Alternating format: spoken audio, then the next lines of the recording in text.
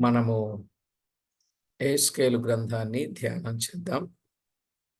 యెహెజ్కేలు గ్రంథం 23వ అధ్యాయం 1 నుండి 4 వచనాలు చదువుకుందాం. యెహెజ్కేలు గ్రంథం 23వ అధ్యాయం 1 నుండి 4 వచనాలు.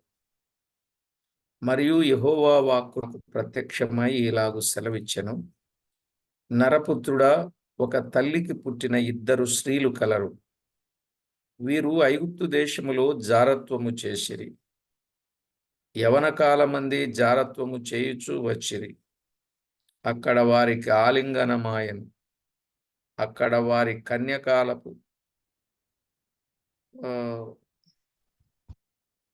చనులను పురుషులు నలిపిరి. వారిలో పెద్దదాని పేరు ఓహోలా, ఆమె సహోదరి పేరు ఓహోలీబా. వీరు నాకు పెండ్లి చేయబడిన వారై కుమారులను కుమార్తెలను కనిరి. ఓహోలాయను పేరు షోమ్రోనునకును, ఓహోలీబాయను పేరు యెరూషలేమునకును చెందుచున్నవి. చదవబడిన ఈ వచనాల కొరకు ప్రార్థన చేసి వాక్యాన్ని విందాం. పరిశుద్ధుడవైన మా తండ్రి, ఘనుడవైన మా దేవా, మీ ఘననామమునకు వేలాది వందనములు, కోటాను కోట్లు స్తుతులు స్తోత్రములు చెల్లిస్తున్నాం. చదవబడిన లేఖన భాగమును దీవించండి.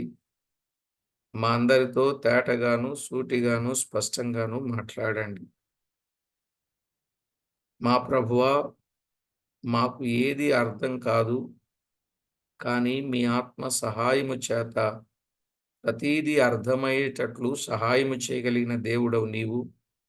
గనుకనే కృప చూపించి మేలు చేసి మహిమ పొందుతారని కోరుచు మా ప్రభు అయిన యేసు క్రీస్తు అమూల్యమైన నామమున ప్రార్థించి స్తుతించి వినయులమై వేడుచూ ఉన్నాం మా పరమ తండ్రి. ఆమేన్. ప్రభునందు ప్రియులారా, మనము చదువుకున్న ఈ వచన భాగాలు, అందున్న విషయాలు జ్ఞాపకం చేసుకుందాం.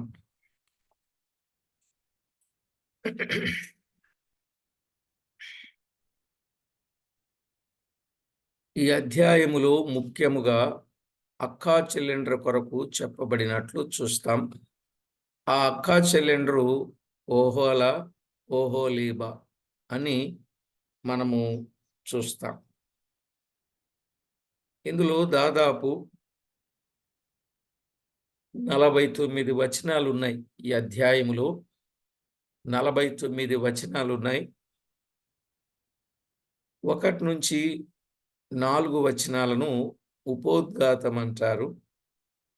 1 నుంచి 4 వచనాలు ఉపోద్ఘాతం, 5 నుండి 10 వచనాలు,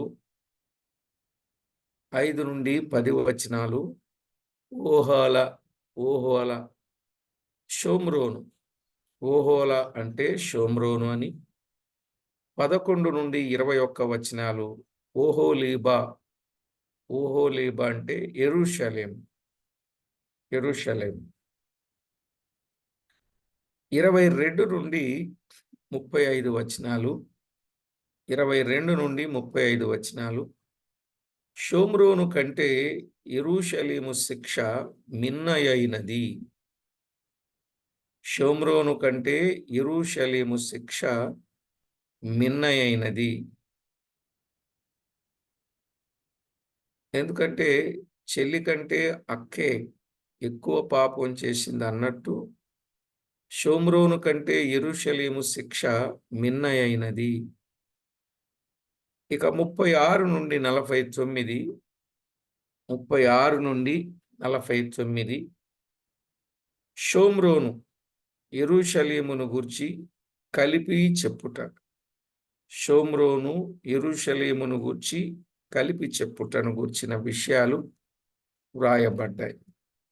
అయితే ప్రియులారా, ఇక్కడ మనం ఒక విషయాన్ని జ్ఞాపకం చేసుకోవాలి. 1 నుండి 4 వచనాలలో ఉపోద్ఘాతం అని అనుకున్నాం గదా! ఈ ఉపోద్ఘాతములో నరపుత్రుడా, ఒక తల్లికి పుట్టిన ఇద్దరు స్త్రీలు కలరు అని 1, 2 వచనాలు మనము చూస్తున్నాం. ఒక తల్లికి పుట్టిన ఇద్దరు స్త్రీలు. ఆ ఒక తల్లి ఎవరు అనేది ప్రశ్న. ఆ ఒక తల్లి ఎవరంటే ఇశ్రాయేలు జనాంగమే. ఇశ్రాయేలు జనాంగమే. ఆ విషయం 16వ అధ్యాయములో ఒకే స్త్రీ పోలికలు చెప్పబడినది. ఇక్కడ ఇద్దరు స్త్రీల పోలికలు కనబడుచున్నవి. 16వ అధ్యాయంలో ఒకే స్త్రీ పోలికలు చెప్పబడినది. ఇక్కడేమో ఇద్దరు స్త్రీల కొరకు ఇద్దరు స్త్రీల పోలికలు కనబడుచున్నవి. వారిలో పెద్దదాని పేరు ఓహోలా అనగా షోమ్రోను.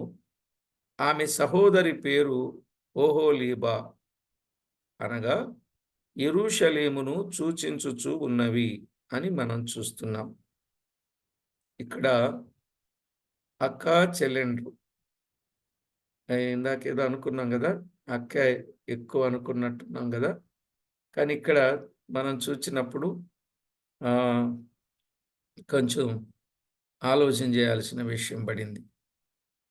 దేవుడు ఇశ్రాయేలీలను ఐగుప్తులో నుండి విడిపించి కనాను దేశమునకు నడిపించి, వారికి కనాను దేశము స్వాస్యముగా ఇచ్చారు కదా! వారు ఒకే రాజ్యముగా ఉండిరి. ఒకే రాజ్యంగా ఉండిరి. ఎప్పటి వరకు అనంటే సౌలు, దావీదు, సొలొమోను కాలమందు ఒకే రాజ్యముగా ఉన్నారు. ఒకే రాజ్యముగా ఎప్పటి వరకు ఉన్నారు? సౌలు, దావీదు, సొలొమోను కాలమునకు ఒకే రాజ్యముగా ఉన్నారు. కానీ సొలొమోను తర్వాత రాజ్యము 2గా విభాగింపబడిపోయింది. అప్పుడు 10 గోత్రముల వారికేమో ఉత్తర రాజ్యము, ఇశ్రాయేలీయుల రాజ్యము అనబడింది. 10 గోత్రముల వారికి ఉత్తర రాజ్యము, అది ఇశ్రాయేలీయుల రాజ్యము అనబడింది. దానికి కేంద్రమేది? షోమ్రోను. దానికి కేంద్రమేదండి? షోమ్రోను. దాని మీద 9 వంశముల వారు పరిపాలించారు. దాని మీద 9 వంశముల వారు పరిపాలించారు. ఆ తర్వాత దక్షిణ రాజ్యం. దక్షిణ రాజ్యం అంటే 2 గోత్రములు. అనగా యూదా, బెన్యామీను. యూదా, బెన్యామీను. యూదా రాజ్యం అనబడింది. అర్థమైందండి? దక్షిణ రాజ్యము 2 గోత్రములు అనగా యూదా, బెన్యామీను. యూదా రాజ్యం అనబడింది. దాని కేంద్రం యెరూషలేము. దాని మీద పరిపాలించిన వారు దావీదు వంశస్థులు. దాని మీద పరిపాలించిన వారు దావీదు వంశస్థులు. వెరీ క్లియర్ అండి? అర్థమైందా? ఇంకేమైనా అర్థం కాలేదా? ఒకప్పుడు రాజ్యము ఒకే రాజ్యంగా ఉండేది. ఎవరి కాలమందు? సౌలు, దావీదు, సొలొమోను కాలమందు. ఆ తర్వాత రెహబాము కాలం వచ్చేసరికి రాజ్యం 2గా విడిపోయింది. 10 గోత్రాల వారినేమో ఇశ్రాయేలీల రాజ్యము అన్నారు. 10 గోత్రాల వారు. దాదాపుగా 9 వంశముల వారు దానిని పరిపాలించారు. మరి దాని కేంద్రం ఏది? ఇశ్రాయేలు రాజ్య కేంద్రం ఏదంటే షోమ్రోను. రెండవది దక్షిణ రాజ్యం. గుర్తుపెట్టుకోండి బాగా. రెండవది దక్షిణ రాజ్యం. ఈ దక్షిణ రాజ్యం అంటే ఎవరు? యూదా బెన్యామీను గోత్రం వారు. దీనిని ఏమన్నారు?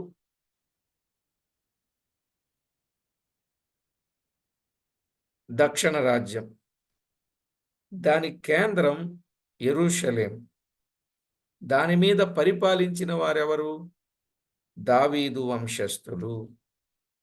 కాబట్టి ఇక్కడ మనకి 2 రాజ్యాలు, ఉత్తర రాజ్యం, దక్షిణ రాజ్యం. ఉత్తర రాజ్యం ఇశ్రాయేల్ రాజ్యం, దక్షిణ రాజ్యం యూదా రాజ్యం. దక్షిణ రాజ్యానికి ఇశ్రాయేల్ రాజ్యానికి, ఉత్తర రాజ్యానికేమో షోమ్రోను కేంద్రం, దక్షిణ రాజ్యానికేమో యెరూషలేము కేంద్రం.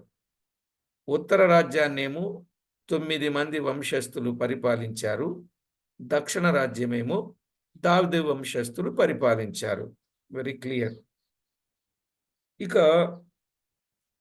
4వ వచనానికి వచ్చేసరికి, వీరు నాకు పెండ్లి చేయబడిన వారై కుమారులను కుమార్తెలను కనిరి అనే మాట చూస్తున్నా. వీరు నాకు పెండ్లి చేయబడిన వారు అంటున్నాడు కదా. వీరు పెండ్లి చేయబడిన వారు. 16వ అధ్యాయంలో 8వ వచనంలో ఏమనుంది? 16:8లో, మరియు నేను నీ యొద్దకు వచ్చి నిన్ను చూడగా ఇష్టము పుట్టించు ప్రాయము నీకు వచ్చి ఉండెను గనుక నీకు అవమానము కలుగకుండా నిన్ను పెండ్లి చేసుకొని నీతో నిబంధన చేసుకొనగా నీవు నా దానవైతివి అన్నాడు. ఇక్కడ పెండ్లి చేసుకున్నట్లుగా చూస్తున్నాం 16:8లో. ఒకతే అంటే స్త్రీ పోలికలో నీకు అవమానము కలుగకుండా నిన్ను పెండ్లి చేసుకొని నీతో నిబంధన చేసుకొనగా నీవు నా దానవైతివి అంటున్నాడు. నిబంధన చేసుకొనుట వివాహమును చూపుచూ ఉన్నది. నిబంధన అనేది వివాహమును చూపేటటువంటి చర్యగా మనము చూస్తూ ఉన్నాం. అయితే 24వ అధ్యాయం 3 నుండి 8 వచనాలలో కొన్ని విషయాలు గమనించవచ్చు. 3 నుండి 8 వచనాలలో ఆలోచన చేస్తే, మోషే వచ్చి యెహోవా మాటలన్నీ ప్రజలతో చెప్పగా ప్రజలందరూ యెహోవా చెప్పినవన్నీ చేసి విధేయులమైయుందుమనిరి కదా. వీరు కూడా మేము విధేయులం అవుతాం.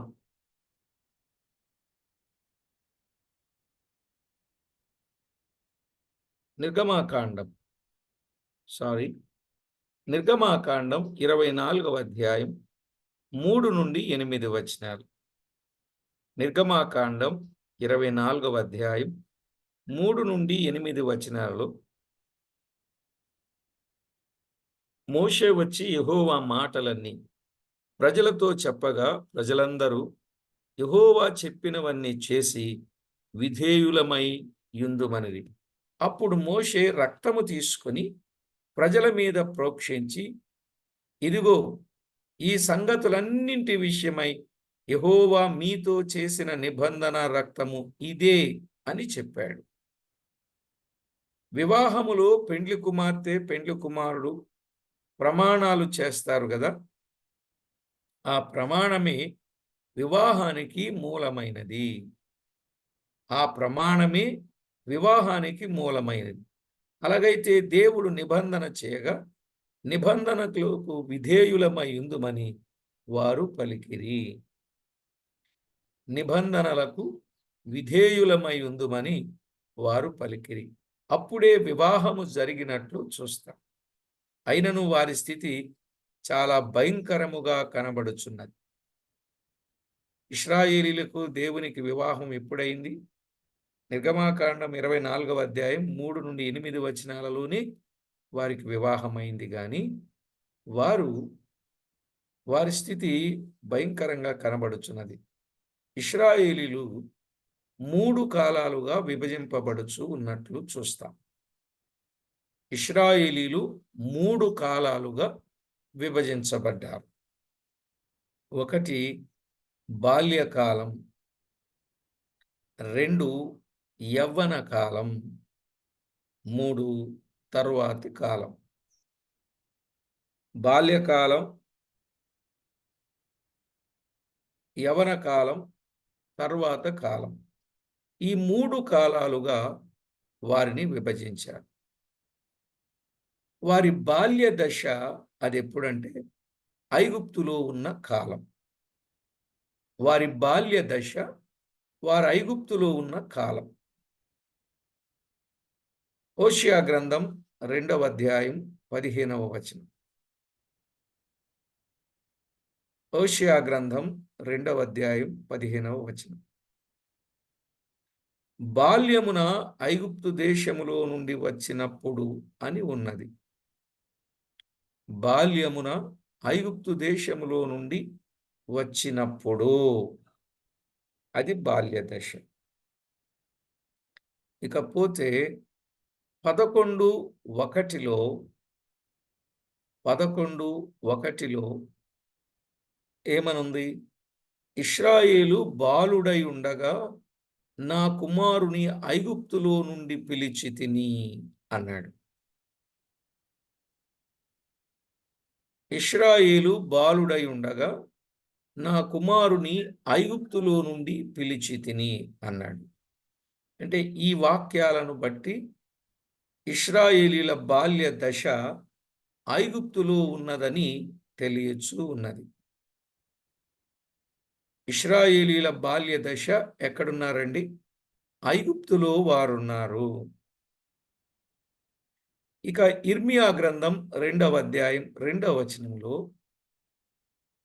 ఇర్మియా గ్రంథం 2వ అధ్యాయం 2లో, నీవు అరణ్యములో నీ యవన కాలములో నీవు చూపిన వాత్సల్యమును, నీ వైవాహిక ప్రేమను నేను జ్ఞాపకము చేసుకొనుచున్నాను అని వ్రాయబడింది. ఇర్మియా గ్రంథం 2:2లో, నీవు అరణ్యములో నీ యవన కాలములో నీవు చూపిన వాత్సల్యం, నీ వైవాహిక ప్రేమను నేను జ్ఞాపకము చేసుకొనుచున్నాను. అంటే అరణ్యములో ప్రయాణము చేసినప్పుడు యవన కాలమని తెలియచున్నది.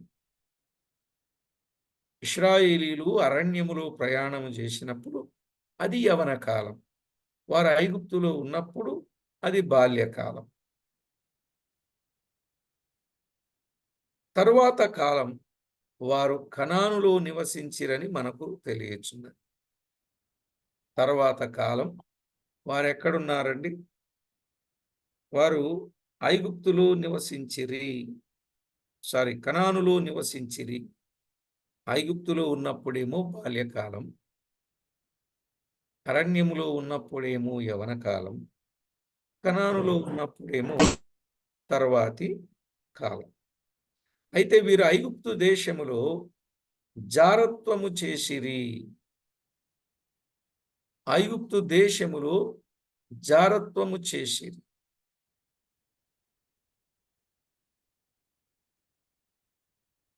యవన కాలమందే జారత్వము చేయుచు వచ్చిరి. జారత్వము, వ్యభిచారము అనగా అది విగ్రహారాధన.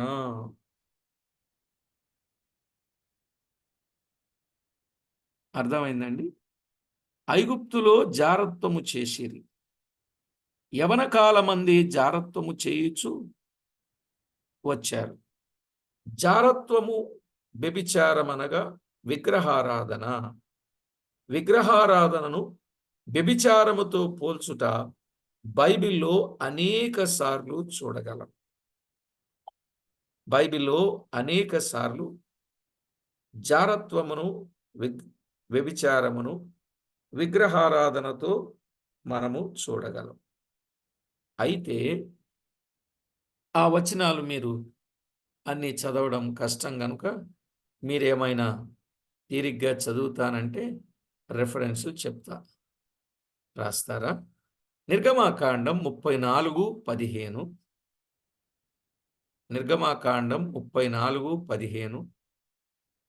లేవియాకాండం 17:7. లేవియాకాండం 17:7. ద్వితీయోపదేశకాండం 31:16. ద్వితీయోపదేశకాండం 31:16. అలాగే న్యాయాధిపతుల గ్రంథం 2:17. న్యాయాధిపతుల గ్రంథం 2:17. ఇర్మియా గ్రంథం 2:20. ఇర్మియా గ్రంథం 2:20. అలాగే 3, 6, 9 వచనాలు. 3, 6, 9 వచనాలు. అంటే విగ్రహారాధనను వ్యభిచారముతో పోల్చిన సందర్భాలు ఇక్కడ మనం చూడొచ్చు. అయితే ఇశ్రాయేలీలు బాల్యములో ఉన్నప్పుడు ఐగుప్తులోని విగ్రహారాధన ఆరంభించిరి కదా. బాల్యములో ఉన్నప్పుడు విగ్రహారాధన వారు ఆరంభించారు. ఎక్కడ? ఐగుప్తులోని. హెస్కేలు గ్రంథం 20వ అధ్యాయం 7 నుండి 9 వచనాల్లో ఆ మాట ఉన్నది. హెస్కేలు గ్రంథములో 20వ అధ్యాయం 7 నుండి 9 వచనాలు. ఐగుప్తులో వారు పూజించుచుండగా నేను వారి మీద నా రౌద్రము కుమ్మరించి నా కోపము తీర్చుకొందుననుకుంటిని. చదువుకున్నాం, విన్నాం ఆ మాట కూడా. అయినను అన్యజనుల మధ్య ఘనత కొరకు వానిని ఐగుప్తు నుండి రప్పించి తిని. అన్యజనుల మధ్య ఘనత కొరకు వారిని ఐగుప్తు నుండి రప్పించి తిని. వారు అరణ్యములో ప్రయాణము చేయుచుండగా బంగారు దూడను పెట్టుకొని పూజించారు. అవును కదండి. బంగారు దూడను పెట్టుకొని వారు పూజించారు. నిర్గమాకాండం 32వ అధ్యాయం 1 నుండి 14 వచనాలు చదివితే మనకు స్పష్టంగా అర్థమవుతుంది. నిర్గమాకాండం 32వ అధ్యాయం 1 నుండి 14 వచనాలు. దేవుడి వారిని నశింపచేయుదునని మోషే ద్వారా సెలవిచ్చాడు. దేవుడు వారిని ఏం చేయాలనుకున్నాడు? నశింప చేస్తానని మోషే ద్వారా సెలవిచ్చినట్లు చూస్తాం. అయినా మోషే అడ్డుపడి దేవుని ఏం చేశాడు? బ్రతిమాలాడు. మోషే అడ్డుపడి దేవుణ్ణి బ్రతిమాలినట్లు చూస్తాం. దేవుడు వారిని క్షమించి నాశనము నుండి తప్పించాడని 5వ వచనంలో చూస్తాం. దేవుడు వారిని క్షమించి వారిని నాశనము నుండి తప్పించాడు. తర్వాత రాజ్యము విభాగములైన తర్వాత యెరోబాము 2 బంగారు దూడలను జయించి, మీరు యెరూషలేము పోవుట కష్టము, యెరూషలేము వారలారా, ఇశ్రాయేలు వారలారా, మిమ్మును ఐగుప్తులో నుండి రప్పించిన మీ దేవుడు ఇదే అని చెప్పి, ఇదే అని చెప్పి వారు పూజించుటకు దానునందు ఒకటి, బేతేలునందు ఒకటి ఉంచాడు. ఏది? 2 బంగారు దూడలను చేయించి. ఇప్పుడు బంగారు దూడలు బంగారముతో లేకపోయినా దూడలైతే కనపడుతున్నాయి. ఎక్కడ?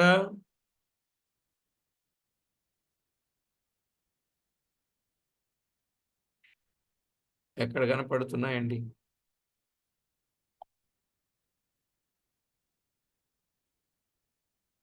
ఆ రోజు దానులో ఒకటి, బేతేలులో ఒకటి పెట్టారు.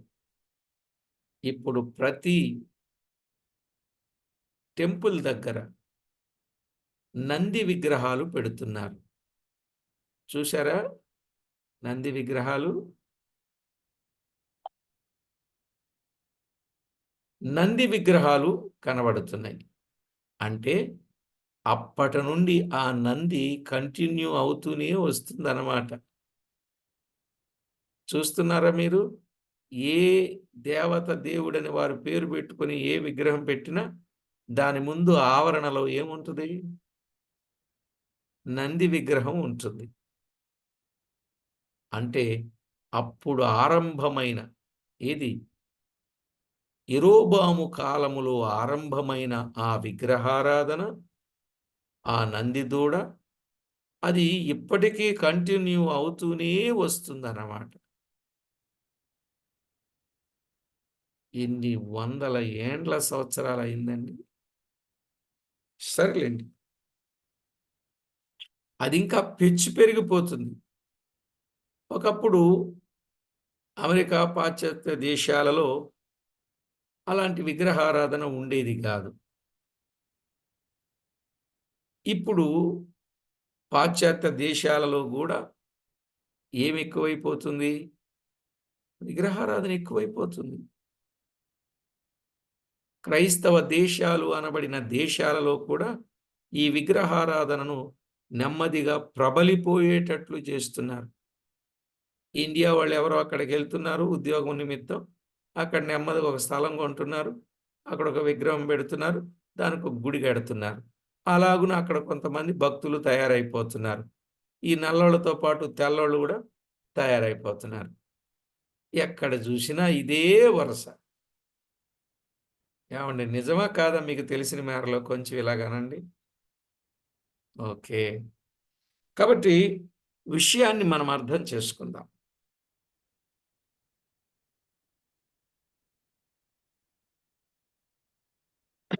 యరొబాము చేయించిన విగ్రహాలు, దానిలో ఒకటిని, బేతేలులో ఒకటిని ఉంచాడు. ఇశ్రాయేలీయులు వాటినే పూజిస్తూ ఏం జేశారు? పాపము చేయుచూ వచ్చారు. అక్కడున్న మాటేంటంటే, నిర్గమకాండంలో వారు తినుటకును, ఆడుటకును లేచిరి అనే మాట చూస్తాం. వారు తిన్నారు, వారు తాగారు, వాళ్ళు ఆడారు. కానా, పీనా, బజానా అని ఈరోజు పండగంటే అర్థం ఏంటండి జనానికి? తినడం, తాగడం, ఎగరడం, తన్నుకోవడం. అవునా గదా? తినడం, తాగడం, ఎగరడం, తన్నుకోవడం. ఇదే పండగంటే జనాలకి. సాతానుడు ఎంత బలంగా పట్టుకున్నాడండి జనాన్ని.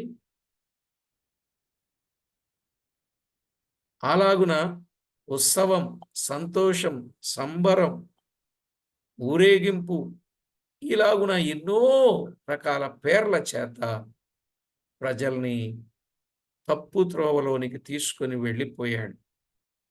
సరే, వారు పాపం చేస్తూ వచ్చారు. రాజుల మొదటి గ్రంథం 12వ అధ్యాయం 25-33.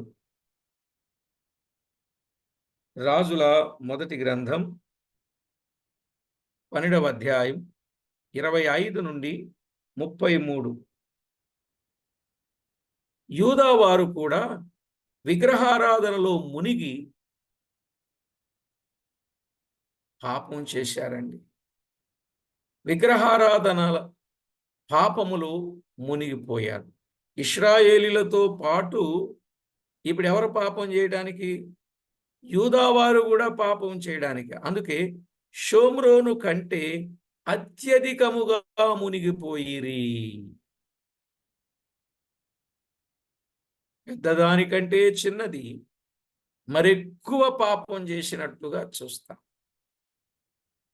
షోమ్రోను కంటే యెరూషలేము. మీరు 11వ వచనంలో మనము చదివినప్పుడు 11వ వచనం, దాని చెల్లెలైన ఓహోలీబా దానిని చూచి కాముకత్వమందు దానిని మించి అక్క చేసిన జారత్వముల కంటే మరి ఎక్కువగా జారత్వము చేసెను. అక్క చేసిన జారత్వము కంటే మరి ఎక్కువ చేసెను అని చూస్తున్నాం. అర్థమైందండి? అంటే వారు ఎంతో ఘోరంగా దేవునికి విరోధంగా పాపం చేశారు. 16వ అధ్యాయం 47వ వచనం చూడండి. 16వ అధ్యాయం 47వ వచనం. అయితే వారి ప్రవర్తన అనుసరించుటయు వారు చేయు హేయక్రియలు చేయుటయు స్వల్ప కార్యమని ఎంచి వారి నడతలను మించునట్టుగా నీవు చెడు మార్గములయందు ప్రవర్తించితివి. చూసారా? వారి నడతలను మించునట్లుగా, అంటే పాపం ఎక్కువగా చేయడానికి పూనుకున్నట్టు చూస్తాం.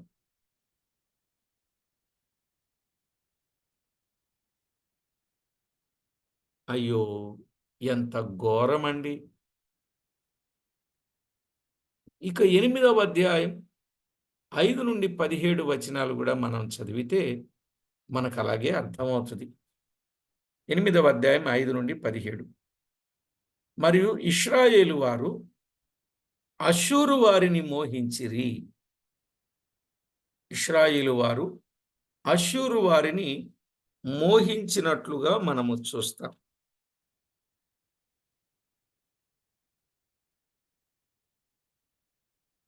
6-7 వచనాలు. తన విట్రకాండ్ర మీద బహుగా ఆశ పెట్టుకొని ధూమ్ర వర్ణము గల వస్త్రములు ధరించుకొనిన సైన్యాధిపతులను, అధికారులను, అందము గల యవనులను, గుర్రములెక్కి రౌతులను అగు అష్షూరు వారిని మోహించెను. అది కాముకురాలి రీతిగా అష్షూరు వారిలో ముఖ్యులగు వారందరి ఎదుట తిరుగుచు, వారందరితో వ్యభిచరించుచు, వారు పెట్టుకొనిన విగ్రహములన్నింటినీ పూజించుచు అపవిత్రురాలాయను అని చూస్తుంది. చూశారండి? ఇది రాజులను నమ్ముకొనుటను వ్యభిచారముగా చెప్పబడినది. ఇశ్రాయేలు వారు అష్షూరు వారి సహాయము కోరారు. రాజుల రెండవ గ్రంథం 15వ అధ్యాయం 19వ వచనం. రాజుల రెండవ గ్రంథం 15వ అధ్యాయం 19, 20 వచనాలు. అలాగే యూదావారు కూడా అష్షూరు యొక్క సహాయము కోరారు. ఇశ్రాయేలు వారేమో అష్షూరు వారి సహాయం కోరారు. మనం చదువుకున్నాం, చెప్పుకున్నాం. యూదావారు కూడా అష్షూరు వారి యొక్క సహాయం కోరారు. రాజుల రెండవ గ్రంథములోని 16వ అధ్యాయం 7-15 వచనాలు. 16వ అధ్యాయం 7-15 వచనాలు.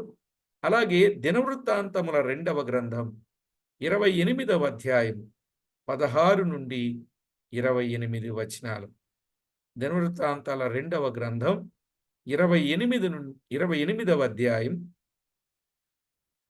16-28 వచనాలు. కనుక రాజులను నమ్ముకొనుట కంటే యెహోవాను ఆశ్రయించుట మేలు. రాజుల వలన ఏం కలుగదు? రక్షణ కలుగదు. వారిని నమ్ముకొనకుడి అని చెప్తానే ఉన్నాడు. కీర్తన 118, 8, 9 చరణం. రాజులు నమ్ముకొనద్దు, వారిని ఆశ్రయించొద్దు. ఎందుకంటే రాజుల వలన రక్షణ కలుగదు.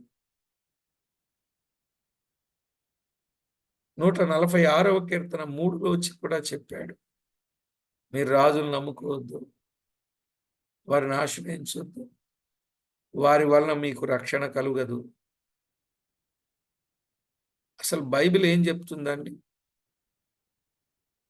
నరులను ఆశ్రయించి శరీరులను తనకు ఆధారము చేసుకునేవాడు, తన హృదయము యెహోవా మీద నుండి తొలగించుకొనువాడు శాపగ్రస్తుడు. చెప్పలే? ఏం చెప్పాడండి? నరులను ఆశ్రయించి శరీరులను తనకు ఆధారము చేసుకునేవాడు, తన హృదయమును యెహోవా మీద నుండి తొలగించుకునేవాడు శాపగ్రస్తుడు. వాడు ఎడారిలోని ఆరుహ వృక్షము వలె ఉండును. ఎడారిలోని ఆరుహ వృక్షము వలె ఉండును. యెహోవాను నమ్ముకొనువాడు ధన్యుడు. వాడు జలముల యొద్ద నాటబడిన చెట్టు వలె చక్కగా ఎదిగి ఫలించును అన్నాడు. ఎక్కడుంది ఈ రిఫరెన్స్ అంతా? ఇర్మియా గ్రంథం 17వ అధ్యాయం 5-8 వచనాలలో వ్రాయబడింది. నరులను ఆశ్రయించేవాడు శాపగ్రస్తుడవుతాడు. కానీ దేవుని నమ్ముకునేవాడు జలముల యొద్ద నాటబడిన వాడవుతాడు. వర్షము లేని సంవత్సరమున చింత నందదు, కాపు మానదు. అంతటి గొప్ప స్థితినిస్తాడని 8వ వచనంలో చెప్పాడు. అయితే వీరు రాజులనే ఆశ్రయిస్తూ వచ్చారు. వీరు రాజులను ఆశ్రయిస్తూ వచ్చారు. ఇశ్రాయేలు వారు ఐగుప్తులో నేర్చుకున్న జారత్వము మానకుండిరి. ఐగుప్తులో నేర్చుకున్న జారత్వాన్ని వారు మానకుండిరి. అది మోహించి ఉన్న అష్షూరు వారికి దానిని అప్పగించి ఉన్నారు. మరి ఏం చేస్తాడు? మోహించి ఉన్న అష్షూరు వారికి దానిని అప్పగించాడు. వారు దాని కుమారులను కుమార్తెలను ఖడ్గము చేత సంహరించుదురు అన్నాడు. దాని కుమారులను కుమార్తెలను ఖడ్గము చేత సంహరించుదు. చూడండి, దేవుని వాక్యంలో వ్రాయబడింది 8-9 వచనాలు.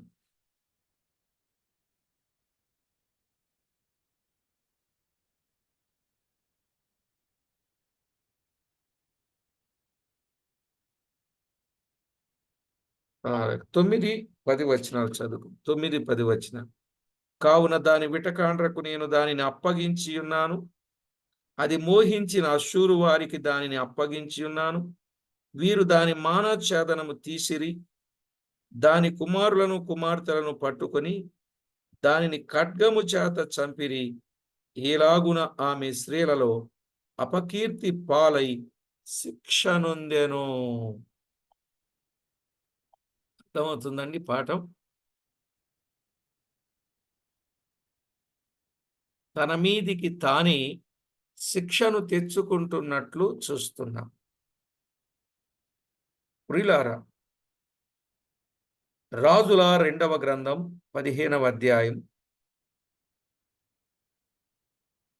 29వ వచనం. రాజుల 2వ గ్రంథం 15వ అధ్యాయం 29వ వచనం. అలాగే 17వ అధ్యాయం 4-6 వచనాలు. 17వ అధ్యాయం 4-6 వచనాలు. అలాగే 23వ వచనం కూడా. 23వ వచనం. అదే విధంగా 18వ అధ్యాయం 9-11 వచనాలు.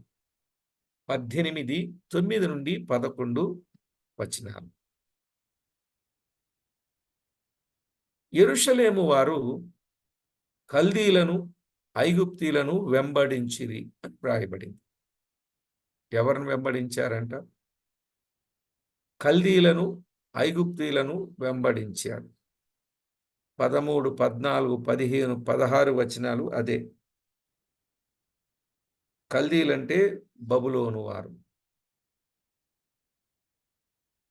వారు ఏం చేశారండి? యెరూషలేము వారు కల్దీలను ఐగుప్తీలను వెంబడించిరి. 13-16 వచనాలు 23వ అధ్యాయంలో. జారత్వము చేత దేశాన్ని అపవిత్రపరిచారండి. అనగా బాబేలు వారిని, ఐగుప్తు వారిని వెంబడించుట, వారిని నమ్ముకొనుట. 15-21 వచనాలు. 15-21 వచనాలు. షోమ్రోను వారు యెరూషలేము వారు చేసిన వ్యభిచారం, విగ్రహారాధన, ఇతర రాజ్యములను నమ్ముకొనుట. ఇతర రాజ్యములను నమ్ముకొనుట, వారితో సాంగత్యము చేయుట, అది వ్యభిచారం. ఇందులో మనకెంతో మంచి పాఠం ఉంది. ఇందులో మనకేముందండి? మంచి పాఠం ఉంది. ఏంటా పాఠం? జాగ్రత్తగా వినండి. సంఘము కూడా క్రీస్తుకు ప్రదానము చేయబడినది. సంఘం ఎవరికి ప్రదానం చేయబడింది? క్రీస్తు. కొరింథీయులకు రాసిన మొదటి పత్రిక 2వ పత్రిక 11వ అధ్యాయం 2, 3 వచనాలు. 2వ పత్రిక 11వ అధ్యాయం 2, 3 వచనాలు. క్రీస్తు సంఘమును పోషించి సంరక్షించుచున్నాడు. మరి అలాగు చేస్తున్నందుకు సంఘం ఎలా ఉండాలి? పరిశుద్ధమైనదిగా, నిర్దోషమైనదిగా, మహిమగల సంఘముగా ఆయన దానిని తన ఎదుట నిలువబెట్టుకొనవలెనని వాక్యముతో ఉదక స్నానము చేత దానిని పవిత్రపరచి పరిశుద్ధపరచుటకై దాని కొరకు తన్ను తాను అప్పగించుకొన్నాడు. అవును కదా? ఎఫెసీ పత్రిక 5వ అధ్యాయం 27 నుండి 30 వచనాలు.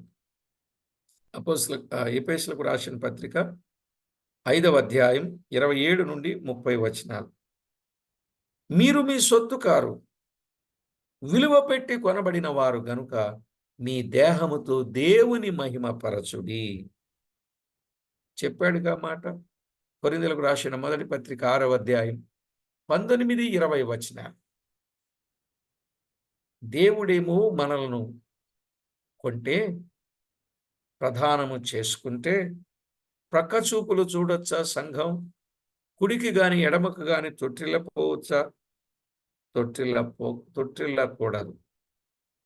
సంఘము ద్వారా ప్రభువుకు మహిమే రావాలి గాని అవమానము రాకూడదు. ఏమండి? సంఘము కొరకు ప్రభువు చేసిన కార్యాన్ని తలపోసుకుంటూ సంఘము ద్వారా దేవునికి మహిమ కలగాలి గాని అవమానము కలుగకూడదు. ఇశ్రాయేలీలు దేవుని సొంత జనమైనను దేవుని సొత్తైన వారును వ్యభిచార పాపంలో పడి దేవునికి అవమానము తెచ్చారు. వారు చేసిన వ్యభిచారం, విగ్రహారాధన, ఇతర రాజులను నమ్ముకొనుటే అని మనం ధ్యానించాం. ఇతర రాజులను మనము నమ్ముకోకూడదు. దేవునినే మనము నమ్ముకోవాలి. దేవునితోనే మనము సహవాసము చేయాలి. దేవుని కొరకే మనము జీవించాలి. అర్థమైందండి? కనుక ప్రభు పిల్లలైనటువంటి వారు ఎవరు నమ్ముకోవాలి? దేవుణ్ణే నమ్ముకోవాలి, పరిస్థితులను కాదు.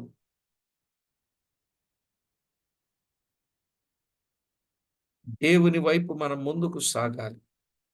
దేవునితోనే మన యాత్రను కొనసాగించాలి. ఆ విధంగా మన జీవితాలను సిద్ధం చేసుకోవాలి. ఇక్కడ కాపుదాం, ఇంకా ఉంది పాఠం. కనుక